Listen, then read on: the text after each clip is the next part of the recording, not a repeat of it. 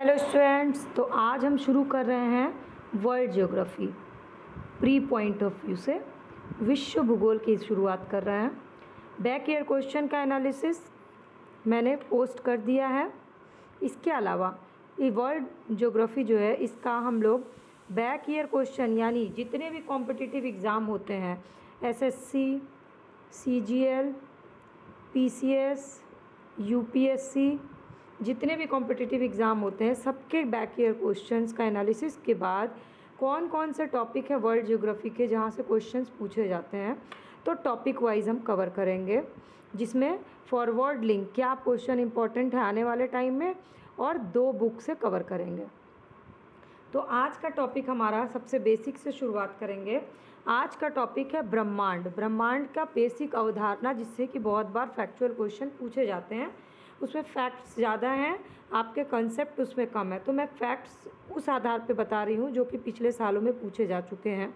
तो चलिए शुरू करते हैं। तो वीडियो पूरी देखिएगा ज़रूर अगर आप किसी भी तरह के प्रतियोगी परीक्षा की तैयारी कर रहे हैं तो। अब पहले 5 कीवर्ड जो हैं ये वो हैं जिनसे डायरेक्ट क्वेश्चन पूछा गया या इनडायरेक्ट इनसे लिंक करके बैक ईयर क्वेश्चंस पूछे गए हैं। तो सबसे पहले कास्ते द बफन। कास्ते द बफन कौन है? ग्रहों की उत्पत्ति के संबंध में, जो ग्रह हैं उनकी उत्पत्ति के संबंध में सर्वप्रथम तर्कपूर्ण परिकल्पना का प्रतिपादन कास्ते द बफन ने किया था। ये क्वेश्चन पूछा जा चुका है। अब अगला क्वेश्चन क्या बनता है, तो ये कहाँ के वैज्ञानिक थे? तो ये फ्रांसीसी वैज्ञानिक। और कब किया गया? 1749 में किया गया। तो ये 2 क्वेश्चन फॉरवर्ड लिंक के हो गए। बैक ईयर क्वेश्चन है कास्ते द बफन। इसके बाद ग्रहों की उत्पत्ति में भाग लेने वाले तारों की संख्या के आधार पर वैज्ञानिक ने 2 संकल्पना दी, एक अद्वैतवादी और एक दैत्यवादी। अब अगला क्वेश्चन जो है ये अद्वैतवादी और दैत्यवादी से है। तो पहले अद्वैतवादी संकल्पना देखते हैं। इसके अंतर्गत कांट की राशि परिकल्पना और लाप्लास, ये क्वेश्चन आ चुका है। लाप्लास की निहारिका परिकल्पना, इनकी है राशि और इनकी है निहारिका।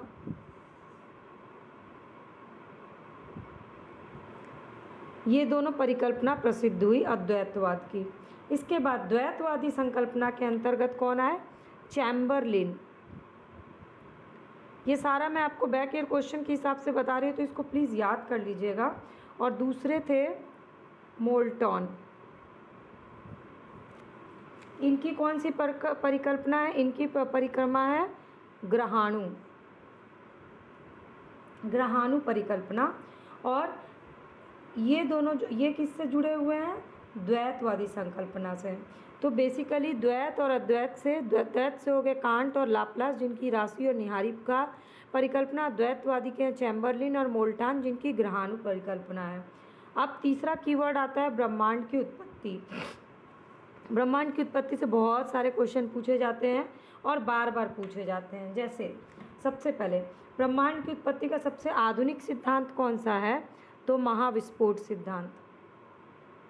अब आपको याद आ गया होगा कि ये बहुत बार क्वेश्चन पूछा गया है। महाविस्फोट सिद्धांत किससे संबंधित है? ऑप्शन में दिया गया था महाद्वीपीय विस्थापन, ब्रह्मांड की उत्पत्ति, हिमालय की उत्पत्ति, ज्वालामुखी विस्फोट। तो इसका आंसर है ब्रह्मांड की उत्पत्ति। ठीक है, ऐसा बहुत सारा क्वेश्चन पूछा गया। अब इस सिद्धांत के प्रतिपादक कौन है? ये है फॉरवर्ड लिंक क्वेश्चन, जॉर्ज लेमेंथियर, इन्होंने किया था। और बाद में रॉबर्ट वैगनर ने 1967 में इस सिद्धांत की व्याख्या दी। और ये अवस्था जो है ना, संपूर्ण ब्रह्मांड एक गर्म और सघन बिंदु पर आज से 15 अरब वर्ष पूर्व केंद्रित था और अत्यधिक संकेंद्रण के कारण बिंदु में आकस्मिक विस्फोट हुआ, जिसके पश्चात ब्रह्मांडीय पदार्थ जो थे वो चारों तरफ फैल गए और यह पदार्थ ही विभिन्न गैलेक्सी के रूप में दिखने लगा। अब हम लोग क्या आ गए? अगले कीवर्ड में आ गए, गैलेक्सी में। तो चलिए गैलेक्सी के बारे में देखते हैं। ये क्वेश्चंस इंपॉर्टेंट हैं, इनको आप याद कर लीजिए। और वीडियो अगर देख रहे हैं तो लाइक और कमेंट ज़रूर करिएगा। और चैनल पे पहली बार विज़िट किया है तो फटाफट से सब्सक्राइब बटन को क्लिक कर लीजिए, क्योंकि मैं रोज़ प्रिपरेशन से रिलेटेड एक वीडियो पोस्ट करती हूँ आप लोग के लिए, ताकि पूरी जीएस की तैयारी आपकी हो जाए। अब आते हैं अगला कीवर्ड, गैलेक्सी। गैलेक्सी क्या है? ये अनंत समूह का सम्मिलित रूप है। मतलब बहुत सारे ऐसे अनंत समूह हैं जिसका पूरा सम्मिलित रूप क्या कहलाता है? गैलेक्सी कहलाता है। और यही ब्रह्मांड है। ब्रह्मांड में कितने टोटल कितने गैलेक्सी हैं? 1000 अरब गैलेक्सी हैं। प्रत्येक गैलेक्सी की अनुमानता 100 अरब तारे हैं। और हमारी गैलेक्सी, इसी में हमारा सौर मंडल स्थित है। उसे हम लोग कहते हैं मंदाकिनी या आकाशगंगा या दुग्ध मेखला। तो ये जो है ना, इससे क्वेश्चन पूछा जा चुका है। हमारी जो जिसमें सौर मंडल है उसको कहते हैं हम लोग मंदाकिनी, आकाशगंगा या दुग्ध मेखला। मिल्की वे नाम सुना होगा आपने, इससे क्वेश्चन आया हुआ है, ये है। अब गैलेक्सी जो है इसके बहुत आकार प्रकार होते हैं। कहीं पर ये अंडाकार है, कहीं पर ये सर्पिलाकार है, कहीं इसका कोई आकार नहीं है, यानी अनियमित है। तो गैलेक्सी अलग अलग तरह के हैं। सन 2005 में स्विट्ज़रलैंड स्पेस टेलीस्कोप ने आकाशगंगा के आकार के बारे में अपनी एक धारणा पेश की, और उन्होंने बताया कि गैलेक्सी का मेन आकार क्या है? वो है सर्पिलाकार, जिससे कि आपका क्वेश्चन पूछा जा चुका है। ठीक है। अब ब्रह्मांड अनंत गैलेक्सी का सम्मिलित रूप है, मैंने बता दिया। प्रत्येक गैलेक्सी में 1 लाख मिलियन तारे हैं, जिनका निर्माण गैलेक्सी में उपस्थित हाइड्रोजन, ये क्वेश्चन आ चुका है, हाइड्रोजन प्लस हीलियम के मिलने से निहारिकाओं से होता है। अब गुरुत्वाकर्षण बल से गैस और धूल के बादल के गोले के आकार में संगठन होता है और उनका निर्माण होता है। तो हम लोग आ गए अगले कीवर्ड में।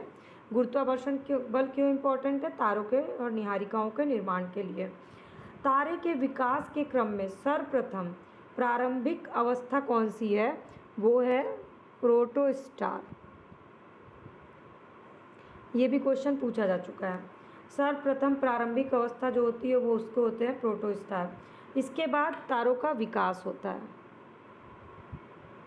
इसको मेन सीक्वेंस स्टार में आता है। फिर सूर्य के आकार का तारा इस अवस्था में 10 बिलियन वर्ष तक रहता है, और इसके पश्चात तारे का हाइड्रोजन जो ईंधन होता है ना, हाइड्रोजन और हीलियम बताया मैंने, हाइड्रोजन ईंधन खत्म होने लगता है और वो मृत्यु की ओर अग्रसर हो जाता है और तारे की जीवन अवधि खत्म हो जाती है। तो ये हैं 5 कीवर्ड। अब चलिए आगे के कीवर्ड से मैं आपको आगे का बताती हूँ। अब अगला कीवर्ड है रक्त दानव। तो हमने तारों की जीवन अवधि के बारे में बताया। अब तारे जो है ना, जितना बड़ा होता जाएगा उसकी जीवन अवधि उतनी ही कम होती जाएगी। तो सूर्य से जो 50 गुना बड़ा तारे की अवधि सिर्फ कुछ मिलियन वर्ष ही होती है। और जब ये विकास की मुख्य अवस्था से निकलकर एक तारा वृद्धावस्था की ओर जाता है, जिससे उसकी बाहरी सतह फैलती है, फिर ठंडी होती है, फिर चमक कम होती है। इस पूरी स्थिति को रेड जाइंट यानी छोटा तारा या रक्त दानव कहते हैं। यानी कि तारों की जीवन अवधि से रिलेटेड है हमारा रक्त दानव या सुपर रक्त दानव कहते हैं इसको, रेड सुपर जाइंट, बड़ा तारा। अब रक्त दानव या सुपर रक्त दानव अवस्था में क्रमशः आता है नोवा और सुपरनोवा विस्फोट, जिसके बाद क्या होता है? तारा अपने आकार के अनुरूप मृत्यु की दशाओं में प्रवेश करता है। तो तारे की मृत्यु से संबंधित है नोवा या सुपरनोवा। इसके बाद तीसरा कीवर्ड आता है कृष्ण वामन। तो जो मृत्यु की 3 दशाएं होती हैं उसी में से एक होता है कृष्ण वामन, ब्लैक ड्वार्फ। दूसरा होता है न्यूट्रॉन। ये सारे क्वेश्चन पूछे जा चुके हैं, न्यूट्रॉन स्टार। और तीसरा होता है कृष्ण वीवर। तो आपका सबसे इम्पॉर्टेंट है इसमें कृष्ण वामन। हालांकि तारों के ख़त्म होने की अवस्था 3 होती है, कृष्ण वामन, न्यूट्रॉन स्टार और कृष्ण वीवर। कोई भी एक इसमें से वो होता है। तो अब जो सूर्य से छोटे तारे होते हैं उनका जब नोवा विस्फोट हो जाता है, यानी कि वो मरणासन अवस्था में ख़त्म होने के, तो अवशेष अगर सूर्य के द्रव्यमान के 1.44 गुने की सीमा के अंदर होता है तो वाइट ड्वार्फ बनेगा। ठीक है। और अंत में वो फिर ब्लैक ड्वार्फ कृष्ण वामन के रूप में मृत्यु हो जाती है तारों की और उसकी स्थिति खत्म हो जाती है। अब मध्यम आकार के तारे, मध्यम आकार के तारे में 1.44 से ज़्यादा, तो ये मध्यम आकार के तारे होते हैं और ये बनते हैं न्यूट्रॉन तारे। फिर जो बड़े आकार के, मतलब सूर्य से भी बड़े, यानी सुपरनोवा विस्फोट के बाद वो बनते हैं कृष्णविवर। तो ये है बेसिकली तीनों टर्म जो आपको समझना चाहिए। अब भारतीय अमेरिकी भौतिकविद जो हैं सुब्रमण्यम चंद्रशेखर 1930 में 1.44 सौरिक द्रव्यमान की सीमा निश्चित इन्होंने ही की। इसके अंदर ही इन्होंने बताया कि कृष्ण वामन या श्वेत वामन बनते हैं और इसके ऊपर का अगर जाते हैं तो वो न्यूट्रॉन तारा, कृष्णविवर, ब्लैक होल, ये सब में परिवर्तित होते हैं। तो आपके लिए फॉरवर्ड लिंक का क्वेश्चन है कि किसने ये पैमाना डिसाइड किया, तो वो है सुब्रमण्यम चंद्रशेखर 1930 1.44 सौरिक द्रव्यमान इन्होंने डिसाइड किया। अब इसके बाद अब जो है, अब हम लोग पहुंचते हैं ब्लैक होल की घटना पे। ब्लैक होल क्या है? तो ऐसा माना जाता है कि सूर्य के 8 गुना बड़े आकार तक के तारे में विस्फोट के बाद 1.44 सौरिक द्रव्यमान के बराबर अवशेष बच जाता है और इससे बड़े तारे का अवशेष और ज़्यादा होता है। इन तारों को के ब्लैक होल बनने की संभावना होती है। अब ब्लैक होल का उच्च गुरुत्वाकर्षण तारे के संपूर्ण अवशेष को अपने अंदर समा लेता है। ब्लैक होल में जो होती है ना, बहुत हाई ग्रेविटी होती है, तो इससे क्या होता है, वो अपने अंदर सारे अवशेष को समा देता है और यहाँ तक कि इसके पास गुजरने वाला कोई भी वस्तु भी इसके गुरुत्वाकर्षण से नहीं बच पाता और वो वस्तु भी इसके अंदर चली जाती है एक बिंदु पे जा कर के। तो ब्लैक होल संबंधी प्रथम सूचना किसने दी? सुब्रमण्यम चंद्रशेखर। फिर से वही है सुब्रमण्यम चंद्रशेखर, इन्होंने ही ब्लैक होल की, और ये क्वेश्चन पूछा जा चुका है। एस चंद्रशेखर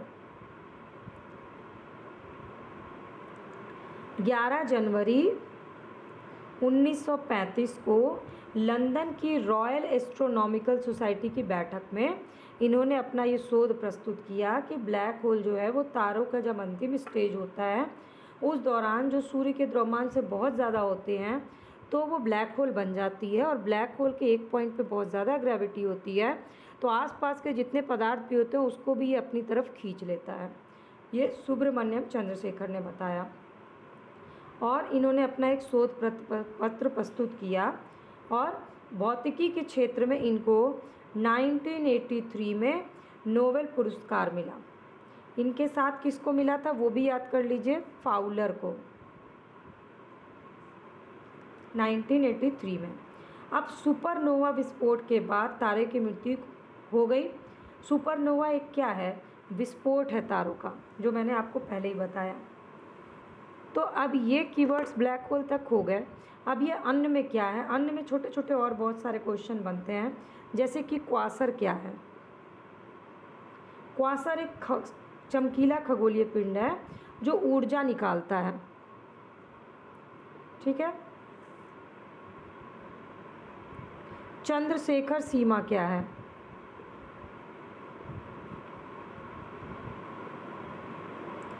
चंद्रशेखर सीमा में ना द्रव्यमान बहुत अधिक होता है और इसी के चारों तरफ ये खगोलीय इकाई पूरी घूमती है। इसके बाद प्रॉक्सिमा सेंचुरी क्या है? ये छोटे छोटे कीवर्ड्स हैं जिससे क्वेश्चन पूछा जाता है। प्रॉक्सिमा सेंचुरी क्या है? सूर्य का सबसे निकटतम तारा है, ये क्वेश्चन पूछा जा चुका है। तो ये 3 क्वेश्चन आपके लिए इम्पॉर्टेंट हैं। अब इसके बाद आपका ये जो सामान्य अवधारणा है ना ब्रह्मांड से रिलेटेड, इससे क्या क्या इंपॉर्टेंट था मैंने आपको बता दिया। अब अगला टॉपिक मैं अगले ज्योग्राफी की क्लास में लूँगी। तब तक आप ज्योग्राफी के बैक ईयर क्वेश्चन का एनालिसिस मैंने जो पोस्ट किया है उसको भी देख लीजिएगा। और आपको ज्योग्राफी का कौन सा टॉपिक सबसे ज़्यादा टफ लगता है वो मुझे कमेंट सेक्शन में कमेंट करके बताइएगा।